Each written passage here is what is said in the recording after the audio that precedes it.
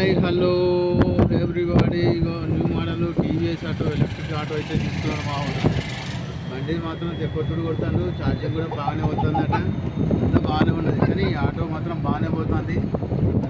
అటు జనగాం పోదాం, రిజిస్ట్రేషన్ ఆఫీస్కి పోదాం అనుకుంటే వాళ్ళు క్యాన్సిల్ చేసారు. వాళ్ళ గవర్నమెంట్ క్యాన్సిల్ అయింది. ఏం లేదు కానీ పోయి వాళ్ళు పోయి తిరిగి తాగి నిమ్మలంగా పోదాం అనుకుంటాను. ఆటోని అయితే బాగానే పోతుంది. టీవీఎస్ ఛార్జింగ్ ఆటో 50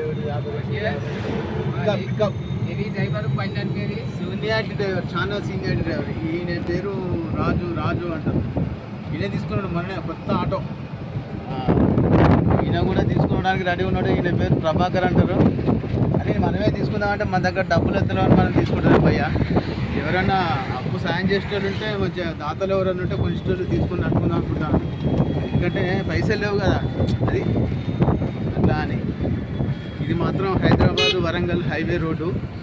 ఈ రోడ్లో విశాలమైన రోడ్డు, పెద్ద పెద్ద వెహికల్ పోతాయి. అయినా కూడా బండి మంచిగా గట్టిగానే ఉన్నది. బండి బాడీ గీడంతా బ్రహ్మాండం ఉన్నది. బండి అయితే బాగానే పోతుంది. ఆటో గురించి అయితే ఎటువంటి డౌట్ అవసరం లేదు. ఓకే, పర్లేదు.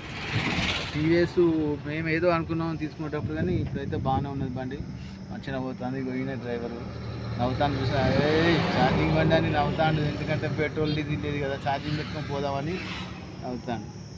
తీసుకునేటోళ్ళు ఉంటేనైతే ఎవరైనా కూడా ఆలోచించకుండా తీసుకోవచ్చు. ఎందుకంటే మేము తీసుకొని చూస్తాం కాబట్టి ఓకే, పర్లేదు. మనం తీసుకోకుండా చెప్తున్నాం, అదేమో అనుకుంటున్నా, తీసుకొని నడుపుతాను చేస్తాను కాబట్టి ఏం కాదు. ఆటో అయితే బాగానే ఉంది. Okay, hi, bye. మీరు కూడా చూసి ఇంకొక నలుగురికి చెప్పండి. వీలైతే లైక్ చేయండి.